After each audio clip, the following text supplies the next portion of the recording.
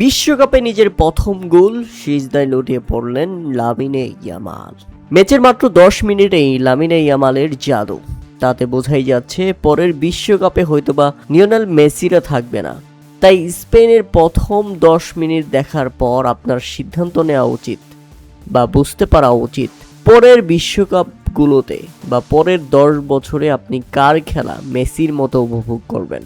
হ্যাঁ দর্শক, এই প্রথমবার শুরুর একাদশে জায়গা পেয়েই বাজিমাত করলেন লামিনে ইয়ামাল। দুর্দান্ত এক গোলে স্পেনকে শুরুতেই এগিয়ে দিলেন তরুণ এই তুর্কি। বিশ্বকাপ ইতিহাসে নিজের প্রথম গোল, যেটা দেখা পেয়ে গেছেন ইয়ামাল। স্পেনিশ ফুটবলের নতুন রাজপুত্রের শুরুটা হলো রাজকীয়ভাবেই। এরপরেই আরও একটি কর্নার কিক এবং সেখান থেকেই জটলার শুরু। সৌদির ডিফেন্ডাররা বলটি ক্লিয়ার করতে না পারলে পুরোপুরি ব্যর্থ যখন হয়, একদম ফাঁকা বল পেয়ে সেখান থেকে চমক দেখিয়েছেন মিকেল ওয়ারজাবাল। সৌদি রক্ষণকে ফাঁকি দিয়ে ঠান্ডা মাথায় বল জালে পাঠিয়ে দেন তিনি, যেন একদমই ভুল করলেন না। শুধু এখানেই শেষ নয়, তিনি এরপর আরও একটি গোল করেছেন। মাত্র 2 মিনিটের মাথায় 2 গোল মিকেল ওয়ারজাবালের। সৌদি আরব আর কিছু বুঝে ওঠার আগেই স্কোর লাইনে 3-0 ব্যবধান করে নিয়েছে স্পেনিশরা। তাতে প্রথমার্ধ শেষে 3-0 গোলে এগিয়ে থেকেই বিরতিতে যায় দুই দল। স্পেনের কাছে শুরুতেই রীতিমতো তাসের ঘোরের মতো ভেঙে পড়েছে সৌদি আরব। এরপর দ্বিতীয়ার্ধের শুরুতেই আরও একটি গোল পেয়ে যায় স্পেন।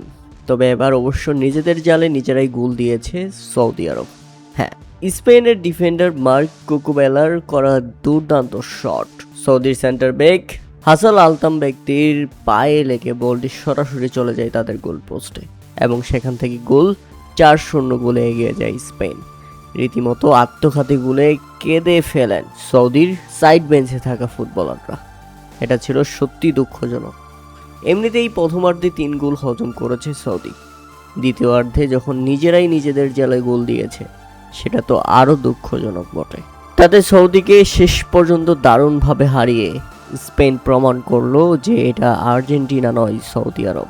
তোমরা আর্জেন্টিনাকে হারাতে পারো কিন্তু স্পেনকে নয়।